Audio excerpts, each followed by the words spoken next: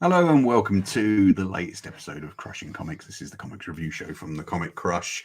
I am Pinky. With me is the Brain, also known by our real grown-up names of Paul and Liz. We are here to bring you the very latest, well, kind of the latest in comics. Talking about some new releases this week. We are going to cover. The Lion and the Eagle by Garth Ennis and PJ Holden. We're going to cover Victor Santos's Until My Knuckles Bleed. And we are definitely going to talk about the new Iron Fist, Liz. Is that right? We've got. We sure are, yeah. Hello, by the way. It's lovely to see you. As always, I'm sure it is for you. Well, I mean, I'm sorry, I should have prefaced that. On this particular occasion, it's lovely to see you. Good to be here. For one of us, anyway. I'm gonna put on some more light. Hold on. Look, here I go. The magic of video. Now I'm extremely pale faced. I must buy a ring light. Sorry, guys. Sorry for the production value. It's piss poor. What can I tell you? In addition to all that stuff that we are going to talk about, all those comics, we are going to talk about the new Doctor Strange in the Multiverse of Madness trailer, because there's quite a few things that have been thrown up by that, which I'm sure people have seen on other sites and things. But I do want to talk about with Liz, because I know that she's going to have some opinion and expert advice on what might be or may not be, or she'll draw a complete blank and. Oh no! I mean, I could be rendered speechless. I could be rendered speechless by exactly how mind blowing it was, but hopefully not. I think I do. Have plenty of things to say. There is a lot. There's a ton to talk about there. I'm interested as always in what's going to come out of it. If not necessarily expecting. Shall we start with The Lion and the Eagle? Now, this is the new book from Garth Ennis. Drawn by PJ Holden. He's oft collaborator on his war books. It's got colours by Matt Miller and letters by Rob Steen. It's on Aftershock. There it is. You can take a look at it just here. I'm going to bring it up for you. There you go. That's Lion and the Eagle. So that's cover A. There is also a really nice B cover that's floating around. In fact, I think there's a couple of good variants. One thing we should talk about, Liz loves this.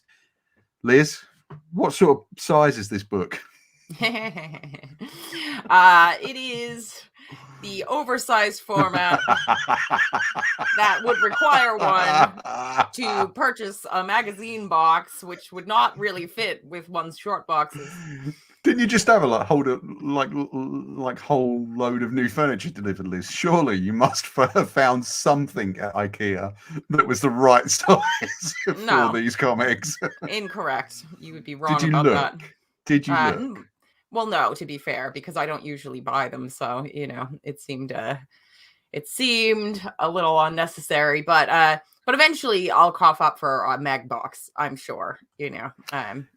I'm also having to look for a mag box this week because I've got a whole pile of those comics that need rehoming to free up some other boxes. Isn't comic collecting great? Just try and buy the bags and boards for them. That's what I say. Go on, I dare you. Go. Why, Liz, you guys got a shortage of those, or?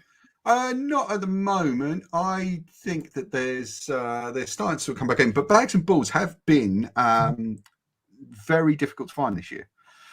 In the last year, sorry, I should say. 2021 was a bit of a bag and ball drought. As with all things, it's suffering from Brexit and shipping delays and the pandemic.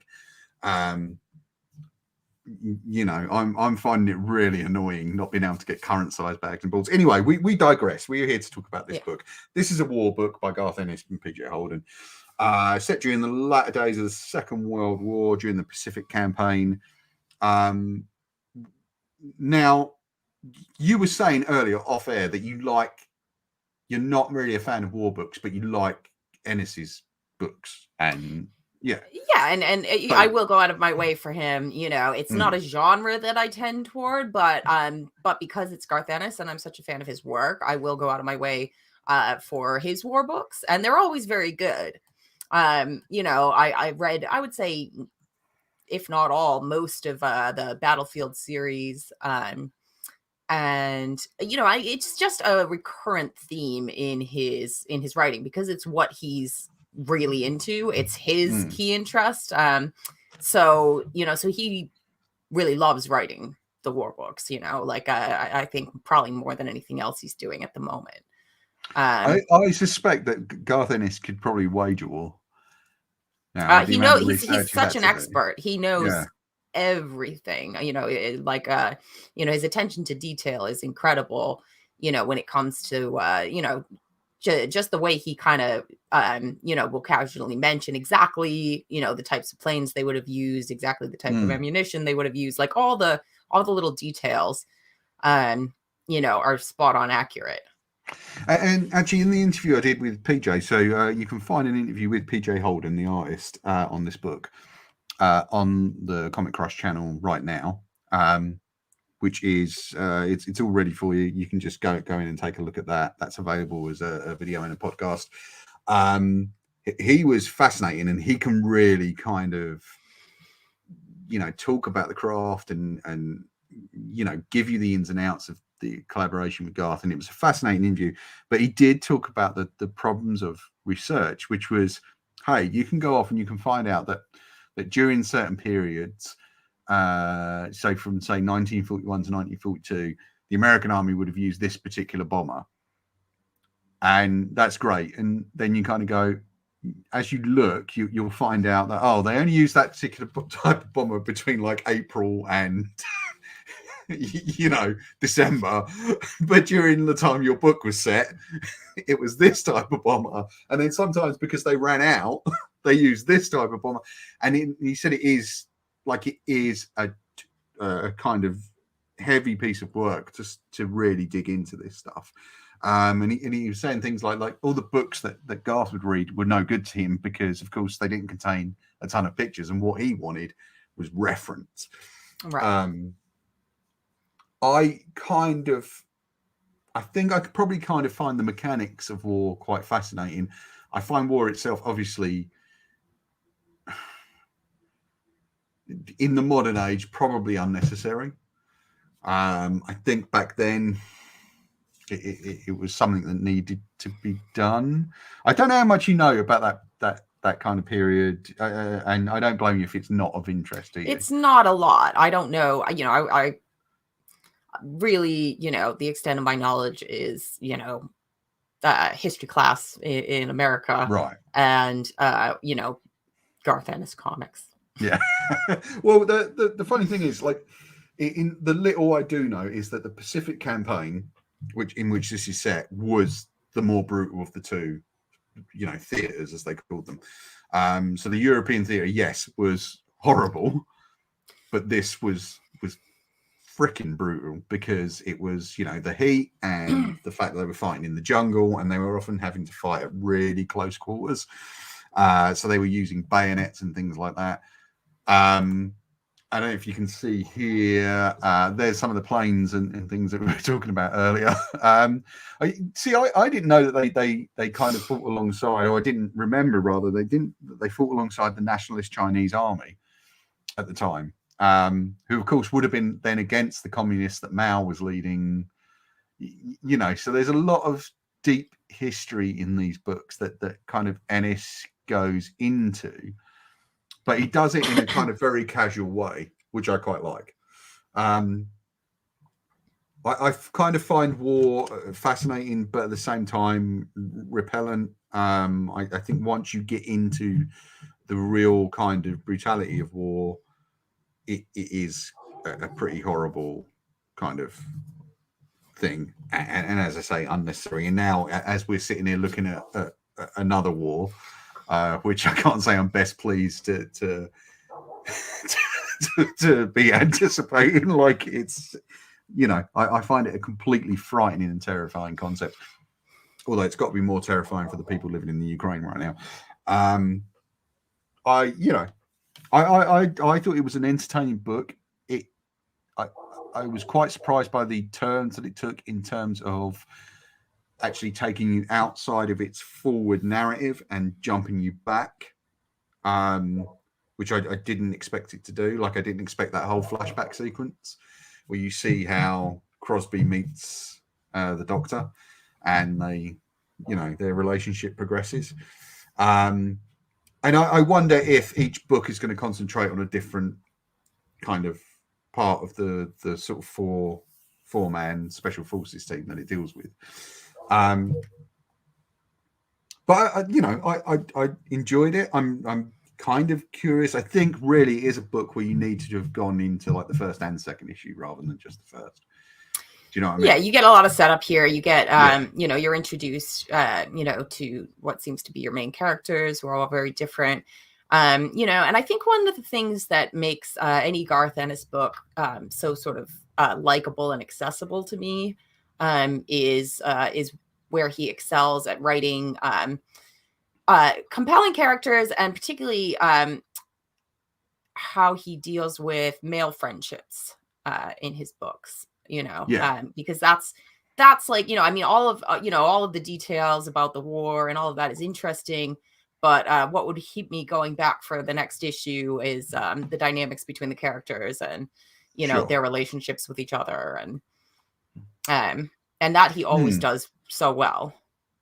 And like I was talking to PJ about having looked at like things like the Punisher run again, because we were talking about things like gore and violence and stuff like that, which I think PJ is kind of like, I actually find a lot of that quite repellent, and but we talked about in the context of Garth's work. And I was saying about, do you remember when I can't remember what I was reading it for, what sparked it, but I think it was just that we had them all at the shop, and then one of the Punisher series were coming up, either the first or second series, and I reread them all over the course of a few weeks.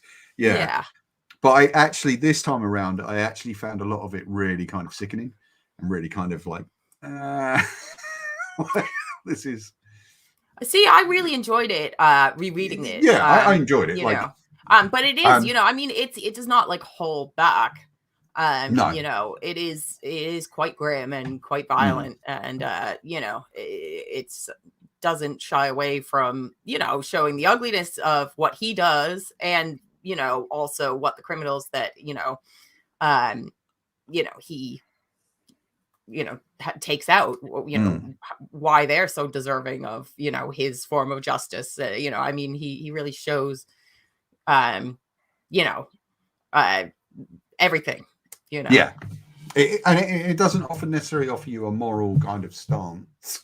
It simply says this is a horrible situation, these are the characters we're going to follow and try and make the best of it in this horrible situation, but there are things they are going to do that you are not going to agree with and you are not going to like. And I like the fact that he does that.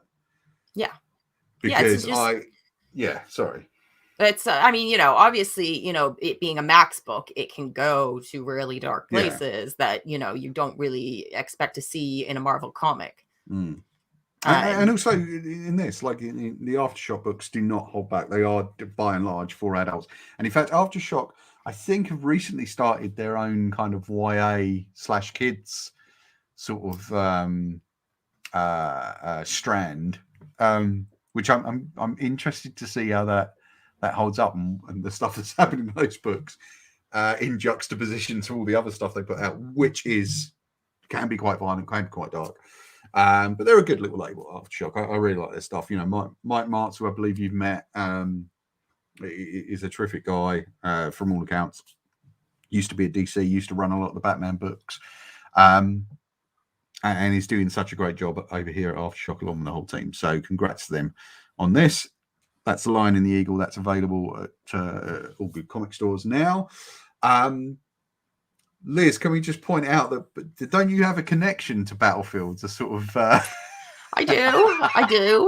So, if you can track it down, do you mind if I tell people? Go ahead. If you can track it down, you may find that one of the characters, is it the Night Witches Yes, it's so the Night Witches. the Night Witches storyline, gracing the cover, and indeed is one of the characters. Is it one of the characters? Well, no, just the covers. Just the covers. So gracing the covers of a run of Two the covers. Night Witches, 2 covers, drawn by our very good pal Gary Leach, who is one of the best artists that I think the UK ever produced. You will see a familiar face, although not a familiar hairstyle, or color. Our very own Liz Jordan is on. Yeah, you can go blonde on that. Did you ever consider going blonde for? No.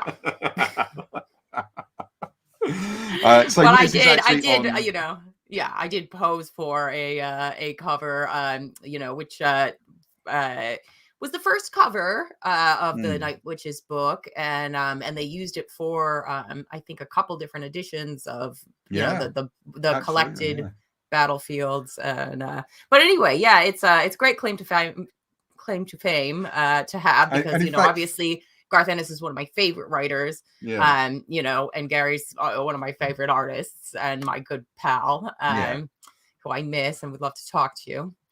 I really want to get in touch with Gary. I really want to kind of take him out for a pint again. I think he is trying to get in touch with us, and we're trying to get in touch with him. It's just taken a bit longer than either of us anticipated. So sorry, Gary, if you're watching this. I am really sorry. Feel free to text me and kick me up the backside and remind me to text you. I think I can't remember if our pal Jason Atomic gave Gary your number, but I will send it to Gary. I'll try and do that today. Lion and the Eagle available now. Battlefields, I'm sure you can find in your local comic store. You can grab that special edition Liz Jordan cover. There is also, we've got to talk about Iron Fist, Liz. I mean, this has been like a huge book this week. Before we get into, sorry, go on. Yeah, I was going to say at that sea we sold out on the day. Same at Gosh, but I think part of that might be because of a little thing called allocation. Now, I don't know if any of the readers out there know about allocation, but what happens is with allocation, the distributor will often, you could order 200 copies of a book, for example, and if for some reason they can't supply you with 200 copies, they will say to you, no, you can only have this many, and they'll do that across the board to every shop, so that every shop only gets a certain amount. And this, I don't know what happened or why it happened, but this is what happened with Iron Fist this week, which has then made it instantly this sort of sought after collector's item, and apparently going for stupid money. I said to a pal of ours, I think Harry was like, "Oh, I'm going up to pick up my comics," and I was like, "Oh yeah, just don't try and get Iron Fist." And I think he had a quick look online. He was like, "Oh Jesus, yeah, it's going for stupid money." So that's what happened with that. But you managed to get hold of a copy, Liz, and you managed to read it. I did. I couldn't. So I'm kind of all ears as to what the book is like. Okay. So you haven't read it? No, I could not get a copy for love nor money. Okay. Well, I mean, are we going full spoilers here? Because a big part of this is who is the new Iron Fist. I think it's kind of been spoiled. Okay. Well, it was, I think people were speculating real hard about who it might be, and I think there were some people going, "Oh, it's Shang-Chi," but it wasn't, right? I mean, right. I think a big, I think the character it did turn out to be was one of the characters that everybody thought it would be. Right. So I think it was a choice that people were kind of anticipating and also satisfied with. I mean, how do you feel about me telling you about it? Because honestly, that's it's going to be hard not to talk about it. I'm fine with it. Like, audience, obviously, I'm sorry to say this to you, but if you want to drop out for a few minutes, I'll turn the volume down on us. But why would you want to? If you want to drop out and turn the volume down, I'll give you a thumbs up when you can come back on. It's obviously a bit difficult for the podcast listeners. Give us about 5 minutes. So we're going to go full spoiler with this. Right. Liz, let's Who is the new Iron Fist? Okay, so before I get to that bit, let's just preface it by saying that Danny Rand, and I haven't read where this happens, but it's explained quite well in the beginning. Relinquished his power as the Iron Fist in order to save the world. So he no longer possesses the power of the Iron Fist. He does, however, he still retains all of his great knowledge and abilities in Kung Fu. So he's not powerless, but he is no longer the Iron Fist. So we kind of begin the issue with Danny. He's trying to rush to meet up with Luke Cage, and he kind of winds up in a fight with this demon who just kind of, attacks him in the street. And followed closely behind is a stranger wearing the Iron Fist costume, and Danny, sort of they sort of team up, but quite reluctantly on the new Iron Fist part, who won't reveal his identity or why he is wearing the outfit and why he has the power, which is is kind of sputtering on and off, like his fists, he doesn't seem to have full control of the power. And when Danny tries to sort of, say, look, let's work together, I can help you, he just runs off. But we do, then sort of follow along with him and discover that he is a character that some readers will be familiar with. I mean, and he's not a character that I had been familiar with. Okay. He's a relatively new character.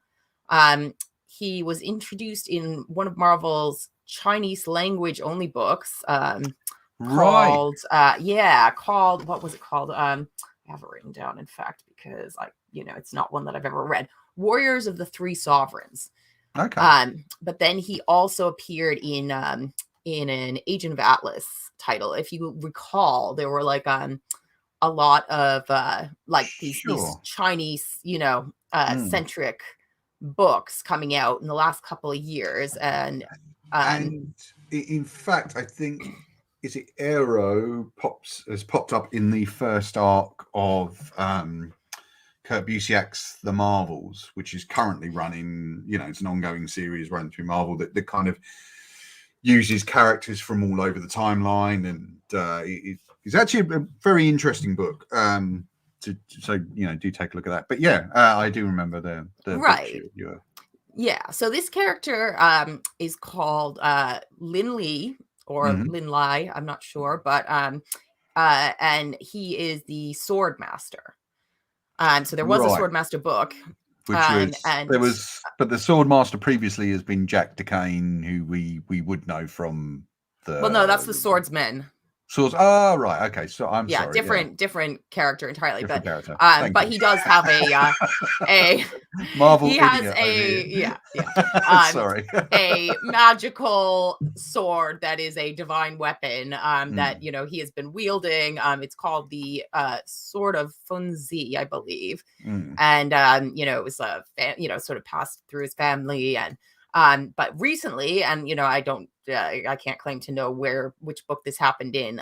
It shattered, and some of the shards of it became embedded in his hands, which is like why I'm kind of theorizing that he, his sort of Iron Fist powers are shuttering on and off. Okay. And he's trying to collect the shards, but also these demons, like the one that attacked Danny Rand in the beginning of the issue, are also after these shards, and everyone seems to be after these shards, because they're, imbued with such power, and he is trying to find them all to rebuild the sword.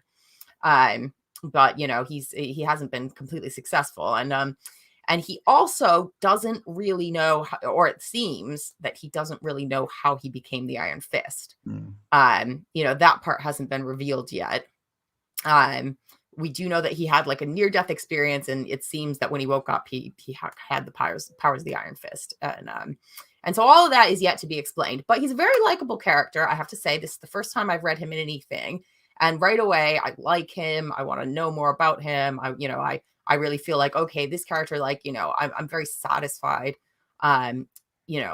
with him in the position as the new Iron Fist. And I like that they have Danny there as a potential mentor for him, you know, because they haven't just cast Danny aside, you know, which I was going to ask. Danny were they seems moving him into that sort of position? It's that's what it seems they're going to go for. And, you know, so I was pleased to see Danny, you know, and there was like some funny banter, you know, over the phone with him and Luke Cage at the beginning of the issue. So I hope we'll see more of Luke Cage as well. But one of my thoughts about this, and I think that's going to be on a lot of people's minds, is how this could play into the MCU. Because I always think about that when I read anything. Really? Yeah, I mean, surprise.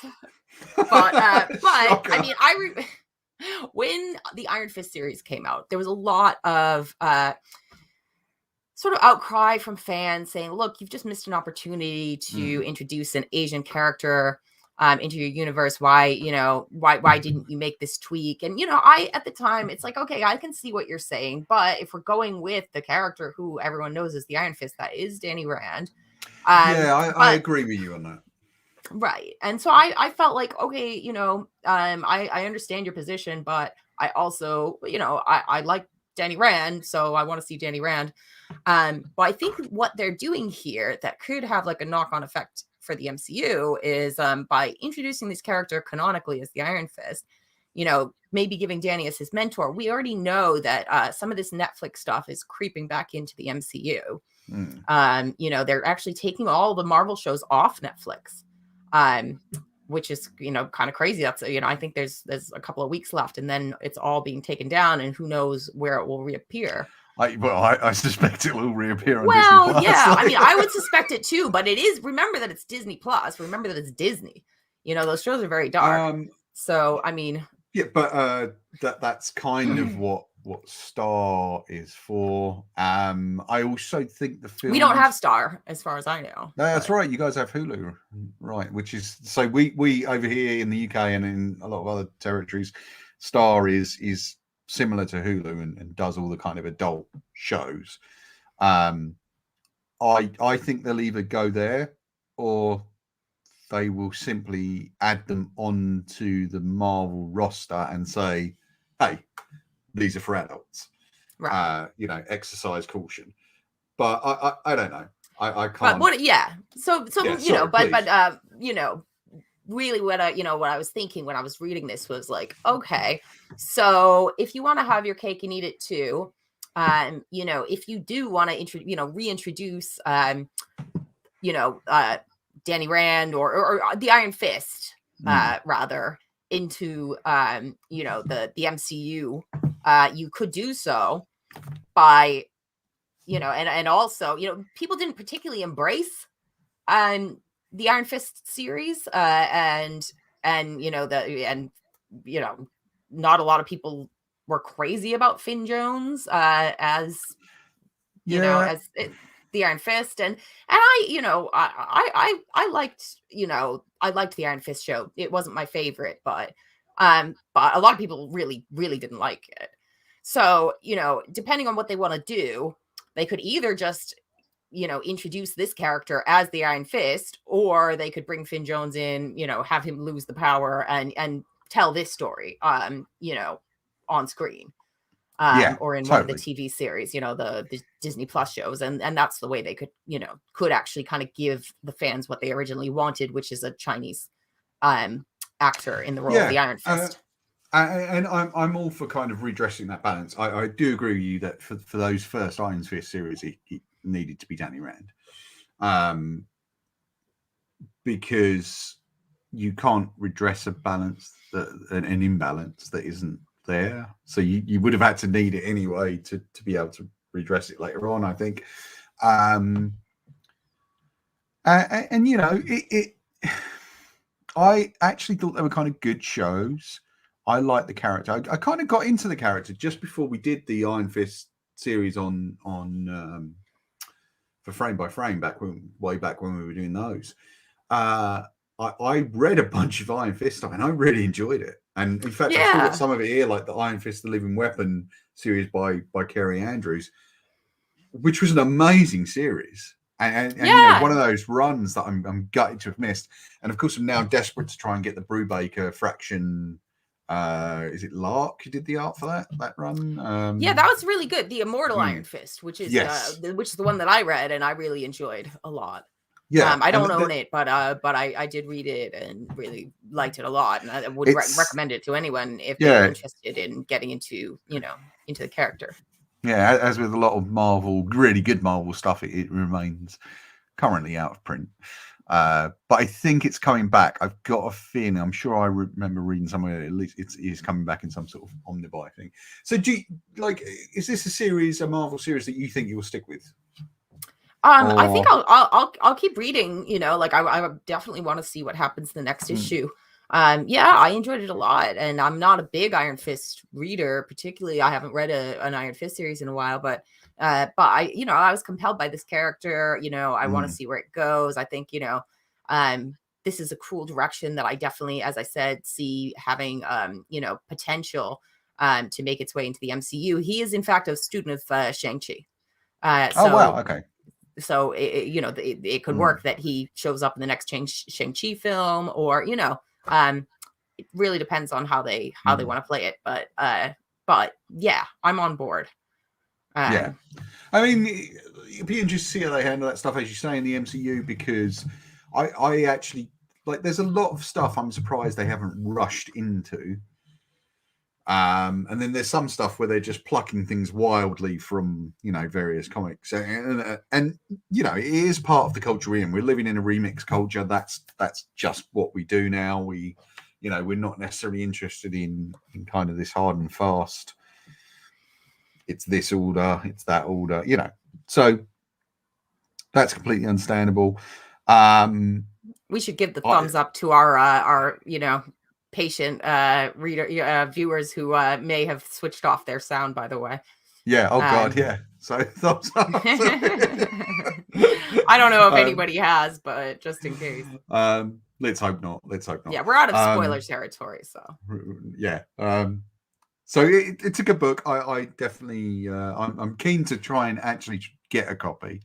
I hope some of them kind of turn back up at work, because obviously you do get standing order customers who get it put in their box as a kind of, would you like to try this, based on what else they've brought, which I'm sure you guys do. And some of them will be like, no, I don't want to try it, and you'll get it back. Yeah. So I'm hoping that at least one comes back. There'll be multiple printings of this, I'm sure. Yeah. So I just want to read it, I think. I just want to move on now, if we can, to Victor Santos's Until My Knuckles Bleed. Now, this is a new book on Behemoth, who are a relatively new label, as I understand. I don't often get a chance to get their books. They're all very striking looking books. They're employing artists like Santos who are just doing some very fascinating stuff. Do you remember Polar, Liz? Yeah. So Victor Santos is the guy that did Polar and all those incumbent books, and has had, of course, great success, I believe, with the Netflix film that span out of that, starring Mads Mikkelsen. You can see an example of his art if you're watching on the video, just here and here. It's a very kind of confident, dynamic, style. He uses all the negative space really well. You can see this stuff here. Obviously, the audience might not be able to see where my mouse is going, but for Liz's benefit, there's all this kind of wide open space on the kind of top left of the panel there. It is a very Frank Miller-esque style. And I think there is this kind of school now, and I've only just realised it really, that of artists like Danny. Do you remember her work? Oh yeah. Really great. Yeah. She's doing Arkham Asylum right now. Arkham City. Sorry, you're right. Thank you. Victor Santos, a few others whose style is very Miller-esque.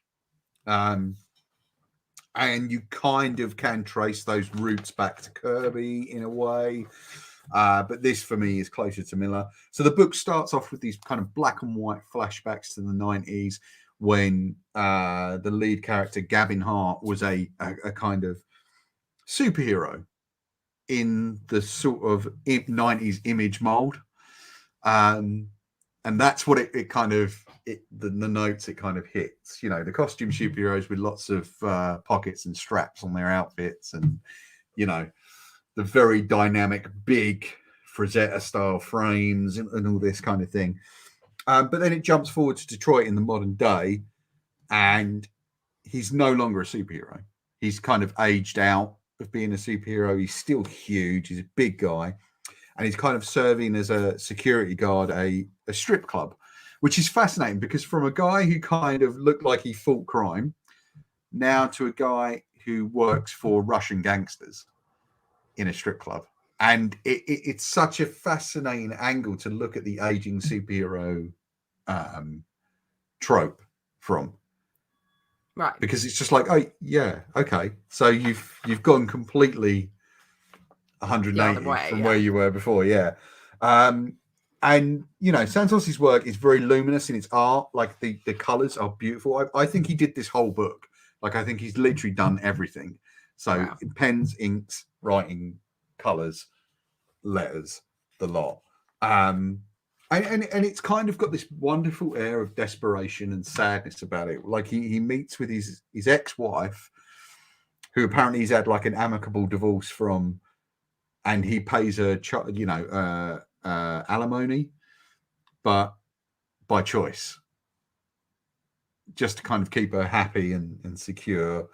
And you know, she's aging and her body is failing. He's aging, and they still have sex quite regularly, but it's just like this thing where they're pals, and you know, and it's just like this. There's this kind of wonderful air of sadness about it, and he's kind of cybernetic, so he's had stuff done to his body and his arms to make him more powerful, which the people who were kind of set in, you know, controlling his superhero group have taken from him, I guess, when his contract ended. So they're basically contract soldiers, and treated like celebrities for however many years they're running for, and then, you know, they get put out to pasture. And you know, he works in the strip club, and the women there love him because he's respectful and doting, and there's just this incredible air of the quiet life of desperation about it. And this is radically different from other things I've seen where you deal with the post-superhero world or the post-superhero life of characters who were once superheroes. So I'm going to highly recommend that. Do you have a pick of the week before we move into Doctor Strange? I think for me it would have been Iron Fist. I did really enjoy Iron Fist. So that would be my pick of the week. I'm kind of really torn between Until My Knuckles Bleed and Lion and the Eagle. So I'm gonna say Until My Knuckles Bleed. I think that's definitely the book of the week for me, just because it really caught me by surprise. So I highly recommend that. You know, it's quite a simple $4 issue, first issue. It should be available at sort of better stocked comic shops. You know, gosh, got a few in. Funnily enough, I was actually going to grab a copy myself. I saw it and I was like, "Oh, this looks good." But do you know what? I'd like to get your view on it. So if you manage to have a read, you know, give me a shout next week and we'll chat about it, because I would love to get your opinion on it. And it's all kind of done in this sort of broken English style, because obviously Gavin, I think, is Russian. His bosses are Russian. A lot of the girls in the strip club are Russian. So that, like, you've just got to kind of follow on with this heavily punctuated, you know, no pronouns, just bang, bang, bang, bang, bang, just the necessary words. I really liked it. So it feels very slight, but he packs a lot in. And I'm actually going to try and get. I wouldn't normally pick up a Behemoth series. Sorry, guys. It's nothing personal. It's just as you try and filter out what you're buying and how much you've got to spend each week. But I'm going to give this a go, I think, and I'm going to try for issue 2 and beyond. So yeah, that's my pick of the week. I think not a bad week in comics. It's been a very quiet week. Fine Week in Comics. The words we'll put on your tombstone. We should. Do you know what? I think we should get T-shirts made.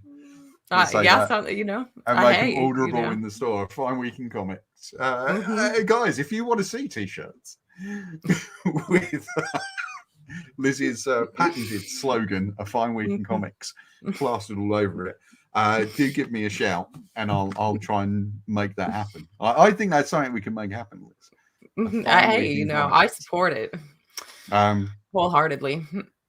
When is it not? We could do a Fine Week in Comics on the front, and then across the back, what we could have is all our alter egos that we've used for every show so far. It's quite a few. It is. We've had 14 episodes on the first season. We're now 3 episodes here, so 17 episodes. I think there's been about 15 alter egos. There are a couple of episodes where I got caught out and just couldn't be bothered. I don't plan those out, by the way. I just come up with them when I switch the camera on. So all those comics available at Gosh Comics in the UK, in London. Also available at That's Entertainment in Worcester, Massachusetts. If you happen to be in either of those places. If you're not, don't worry. There are other comic shops around. There is a sort of list of preferred comic shops on the Comic Crush website you can check out. I am going to add to that list when I have some time. So, Liz, we've got to talk about the trailer before we go tonight. We do. I mean, you know, and I could spend a whole episode talking about this, but we'll try and do it quickly. It's, you know, a lot to talk about. A lot happens in this. You know, how long was this trailer? About 2 minutes. Yeah, 2.5 minutes, give or take. Like that. Yeah. But a lot happens. And it is, you know, it is just densely packed with speculator, you know, sort of fodder. I mean, you know, there's just all sorts of stuff to chew on. The first thing, I mean, that I think we should talk about is we see more of America Chavez, which I loved, played by Xochitl Gomez, and I did not know much about her character to start with. Apparently she has dimension punching, she can punch holes in dimensions. Apparently, basically that's kind of her main power is the ability to basically punch her way into different dimensions. Is this a character you know? Have you? Oh yeah. She's I mean she was one of the main characters in Kieran Gillen's Young Avengers series. Right. Okay.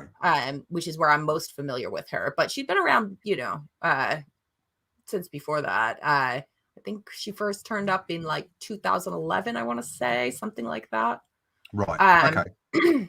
But and there's the currently running series, I believe. There is. I don't think she has an ongoing at the moment, but I thought there was. Oh, maybe it was a mini. Oh, I'm sorry. Yeah. But I know I've definitely seen an American, you know, because I do the count every week. Gosh, so I've definitely counted off many Chavez issues.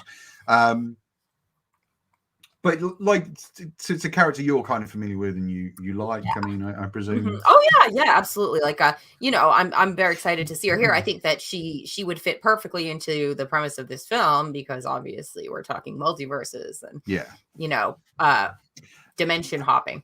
And I think the idea is that she's actually come from a different dimension. So she's from a different version of the MCU than the one that Stephen Strange normally inhabits. And we see her battling kind of giant, weird creatures. Now, by all accounts, this is going to be, I mean, it's being billed as a horror film. And I think that's very much the tone that like Sam Raimi, you know, wanted to take. You know, and he, of course, Sam Raimi, you know, his history is as a horror director. You know, so I think that he has both sensibilities to sort of do a superhero film, obviously with his, you know, his history with Spider-Man, and also horror movie. So that's really exciting. I think you know, it's ever since you know, there was any kind of discussion about the second Doctor Strange movie, it's always been talked about as being a horror film, even before Scott Derrickson left. Yeah. And one of the other things that, that still kind of seems to be lingering and, potentially happening from, the discussions about what Scott Derrickson wanted to do is Nightmare and the Nightmare Dimension, which, the opening of the trailer is Stephen Strange talking about, the fact that he has nightmares every night and what that alludes to, and we do see the kind of zombie-esque Strange who is like the kind of nightmare Strange. We have like basically the What If series is now like canon. Yeah. It's so you get all these things from the What Ifs. You get the zombie Strange and Wanda. You get the evil Doctor Strange. From that great episode. What if he lost his heart instead of his hands, or you get numerous nods to What If. I think they've managed to make Cumberbatch look like Ben Affleck in some of those shots, and I kind of want to trademark now Ben Affleck Cumberbatch as a as a thing. That's going to be. There you go. There's the second Comic Crush T-shirt coming your way. But yeah, we see various Doctor Stranges, as you say. Like the things that kind of interested me is that so there's been some wild talk about the trailer. First of all, a thing that came up a few weeks back was, Tom Cruise is going to pop up as Superior Iron Man. Superior Iron Man. Sorry, yeah. And we do see a sort of superior styled world with the Iron Legion, who are looking very Ultron-like. Is that the Iron Legion? I wasn't sure. I thought it was just some Ultron sort of sentries. I think they're apparently supposed to be the Iron Legion. There's also a character that pops up. We see this sort of glowing figure, very powerful figure who kind of fights against America Chavez, I believe, in one scene, or seems to. Now, everyone immediately jumps on the... looks very much like... okay. All right. Well, okay, sorry. Yeah. There's been back and forth about this. So the initial reports kind of were like, hey, this is an Iron Man version. This is Supreme Iron Man. This is Tom Cruise. In that, like, look at the pose, look at that. That's a Tom Cruise, but there was some fan art that looked actually really good. Yeah. That like with Tom Cruise in the Superior Iron Man costume, which I actually think that would be if you're gonna have anyone but Downey Jr. Play Tony Stark, Tom Cruise, like, come on, that's like an all universe version of Tony Stark. That's just brilliant. And it would also. It would also work within the context of what we do see, which is, or what we believe we see, which seems pretty obvious at this point to me, which is the Illuminati, which, Tony Stark was a member of. Yeah. Now, before we get into some of that Illuminati stuff, because there's a lot of interesting stuff in there, so there have been since then close-ups of the character, the glowing figure character, who then someone said, maybe it's like a Captain Marvel-esque figure. That's what I thought. In the close-ups, that person is a person of color. So Monica Rambeau. Could be Monica Rambeau. Captain Marvel. Although, to me, it kind of looked like Don Cheadle in the shot. I mean, they're very grainy, horrible shots, obviously. Okay. You're dealing with... so you thought it was an Iron Man costume. I thought it could have been. I don't know. I mean, I make no pretense of being in the know or having any knowledge that you don't have or anyone else doesn't have. Right. I mean, you can't really see who it is or even the costume or anything, as you say. But my read on it was that it was like a Monica Rambeau Captain Marvel. Can I just give my reasons for thinking that the Tom Cruise stuff is hokum? Okay, go ahead. And I know there's precedent for this being, discounted as well. So he has said in the past about superhero films, because people have asked him about, why aren't you doing superhero films? And he's just like, yeah, well, I am, Right, Mission Impossible. I do Mission Impossible. And I actually think in their construction and story-wise and and stunts and things, they are far superior to most of the superhero movies. To be Okay, honest. well, I know But that's just your me. opinion. Yeah. Oh God, here we go. Heaven forbid that there be a different opinion to yours about the MCU. Anyway, carry on. Anything is Carry on. other All than right. a glowing review and support of the the cult that is the MCU. But Of which I am fan club president. yeah, and treasurer. But there's like I don't think he would. I'm just not sure. Like I think his thing would just literally be, "Are you having a laugh, mate? I'm Tom Cruise. I'm not doing this." Like, I don't know that I agree with that, because I he's actually too think. big. Well, I don't know that I agree with that, because especially if it was within the context of like a one-off film where he could play like Iron Man and then okay. be let off the hook afterwards. I just think that that's totally a Tom Cruise thing to do. And he's been known to make like cameos in like small films and like weird small roles, like for example in Tropic Thunder or whatever. I mean, yeah, he's Tom Cruise, but he also seems to be quite, quite willing to kind of throw himself into things that you wouldn't necessarily think would appeal to him. Do you know that Tom Cruise is in the first Young Guns? No, I did not know that, but so he's in the first Young Guns, and the reason he's in the first Young Guns is because he's actually really good pals with Emilio Estevez, which is why Emilio Estevez is in the early parts of the first Mission Impossible. Anyway, boring trivia. I'm sorry. Yeah, I don't know about the Tom Cruise thing. I think I hope it happens. I actually think that would be super cool. Yeah, but I'm also prepared for it to not be true. Yeah. But but as a fan theory, I really like it, and I think it could be really cool. But why don't we talk about the Illuminati? That aspect of the trailer. Obviously, the really huge thing coming out of the Illuminati, is the thing that everybody went absolutely bananas over. So we hear this voice say something like, "Shouldn't we just tell them?" They're faced with Doctor Strange. Shouldn't we tell them the truth? Shouldn't you tell them the truth? And that voice sounds very much like Patrick Stewart.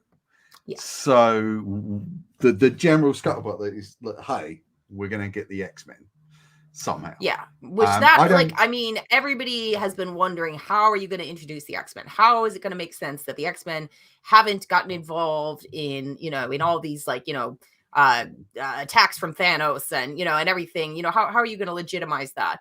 And the very obvious answer here is like, okay, so it's got to be the multiverse and Wanda.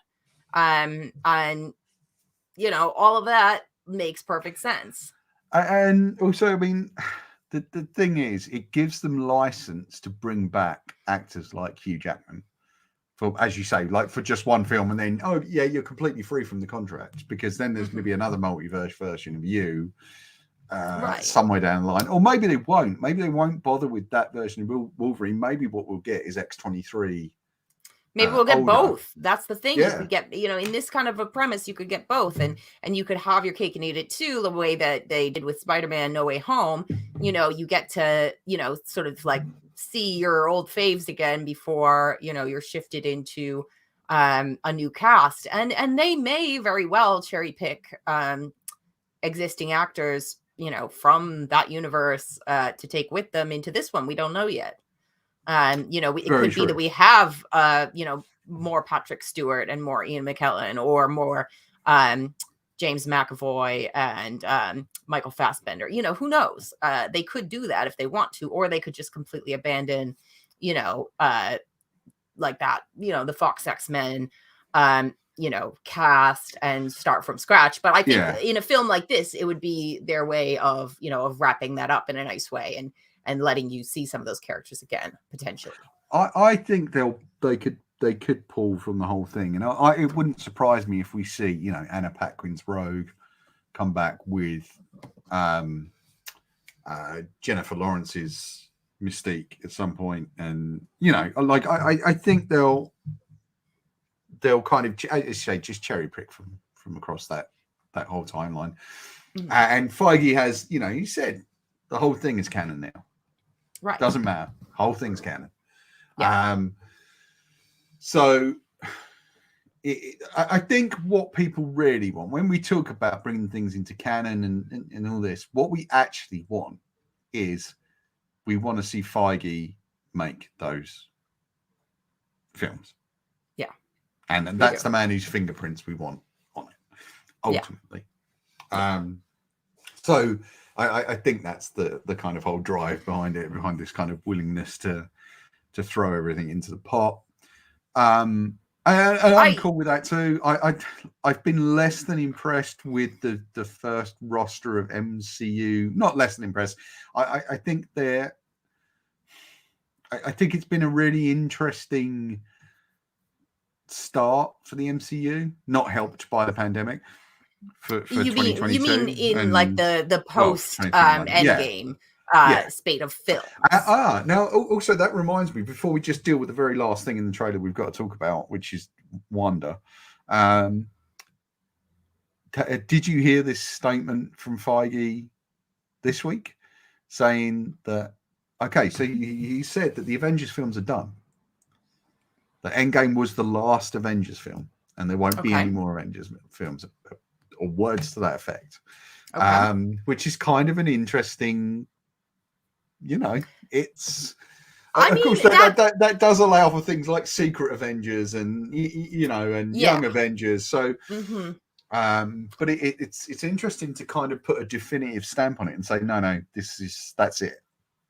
I think that's an interesting move, and I actually kind of like it in a way because at this point, like I was saying to somebody at work, we were chatting about the trailer, and I was like, okay, look at this movie that everybody just lost their minds over the trailer for, what it technically is. And I mean, you've got like, Batman movie with an amazing looking trailer happening in a week or two, and that's Batman.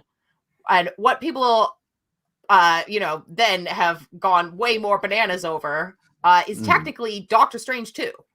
The sequel to a 2016 film that, was considered by and large to be like a fairly, kind of inconsequential, entry at the time.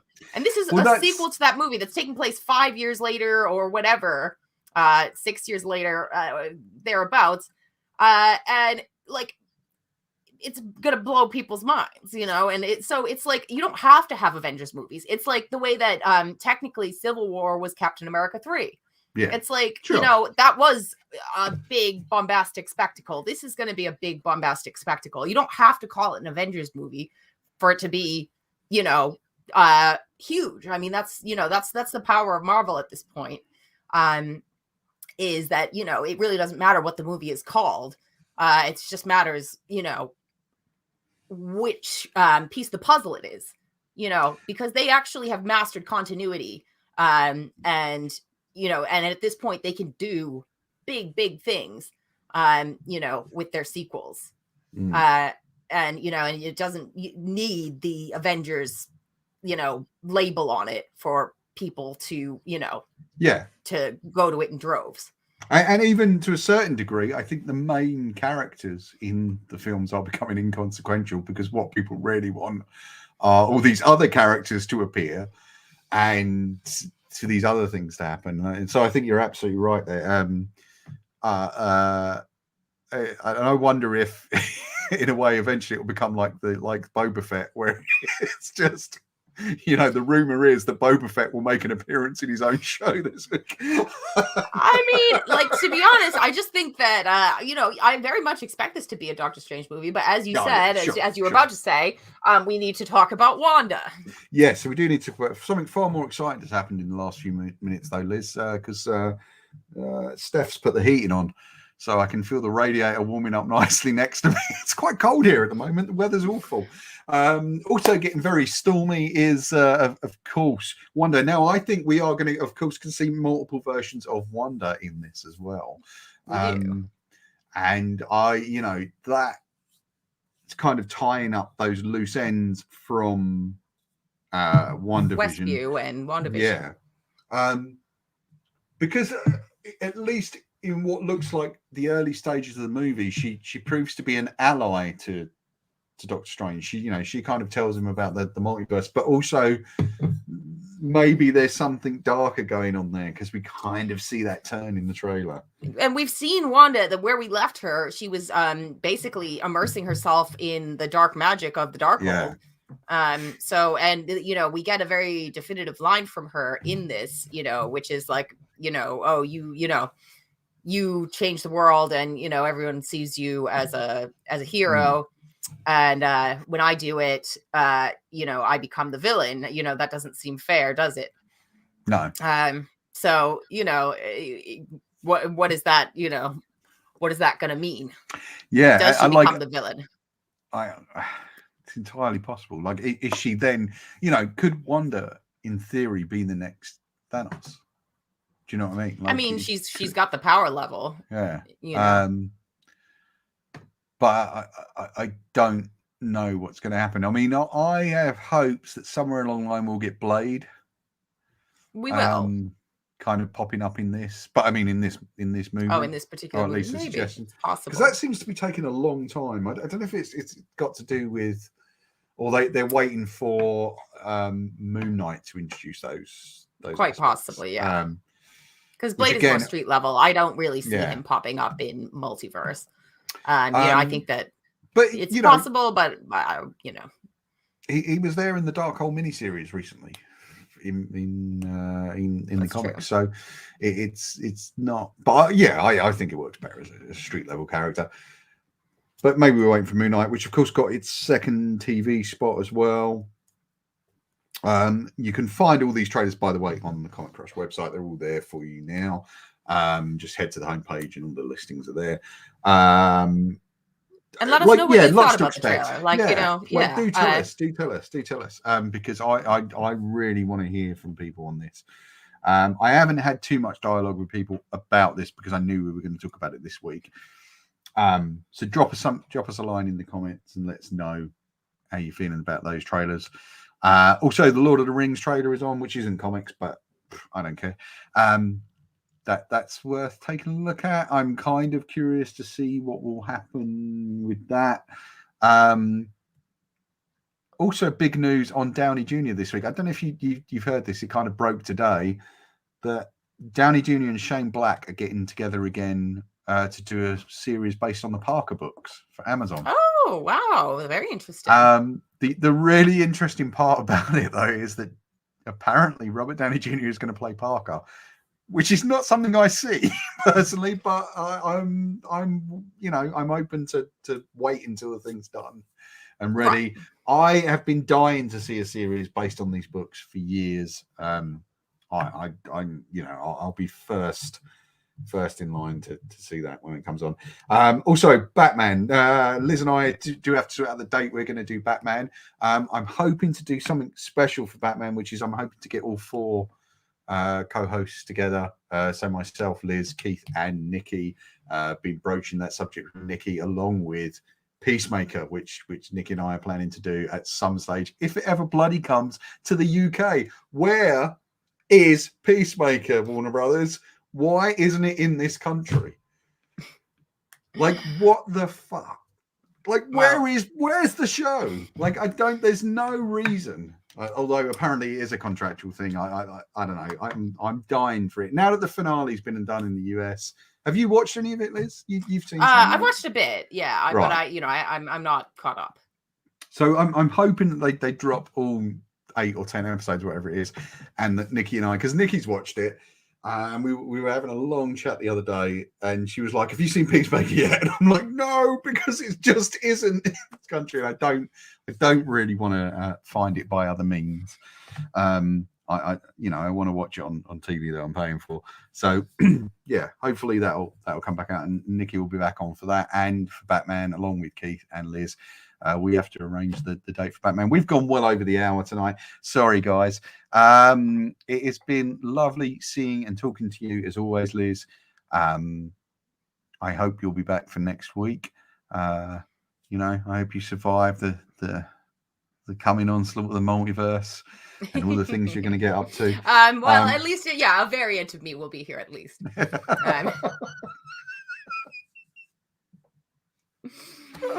Unfortunately, you will just get the same old me, guys. I can't help it. You're stuck with this. If I'm stuck with it, you're stuck with it. What can I tell you? But we'll see you next week for another episode and another fine week in comics. Tell me about those t-shirts, because like I'm thinking about it now. That's what I think. We should go for it, Liz. I think it could be a low ball money spinner for us. What do you reckon? Yep, I accept all copyrights. You'll get a nice cut since you came up with the slogan. Right, guys. Thanks for listening on the podcast. Thanks for watching. Remember to subscribe and like and share, and please do. We have got 91 subscribers. We're only a few from 100, which is kind of a big deal for me. Thank you. I would love to see another 9 of you jump on before next week's episode. Also, if you are listening on the podcast only, although this is something like video number 73, it is in fact podcast episode 100.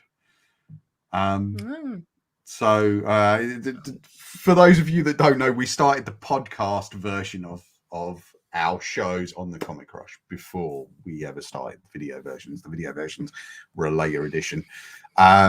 So thank you for sticking with us for those 100 episodes. I hope you've enjoyed them.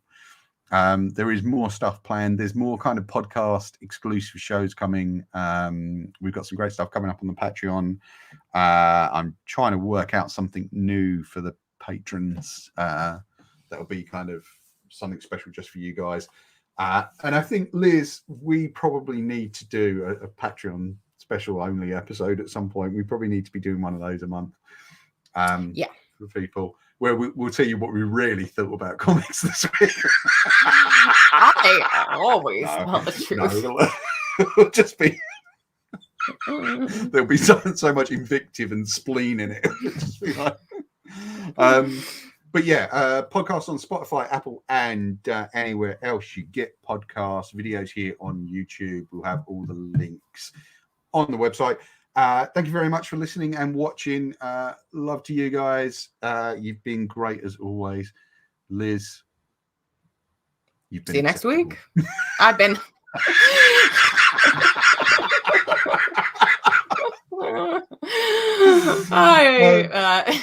I'm sure you meant. Here's another thing you can do, guys. You can vote on what color you'd like to see Liz wear, and see if we can get her in anything but black. I do actually wear colors. You just can't see it because of the state of the camera. But yeah, we'll see if we can vote different color every week. Liz, yellow. I think good luck with that. It'll never happen. Right. Goodbye. We're out. Goodbye.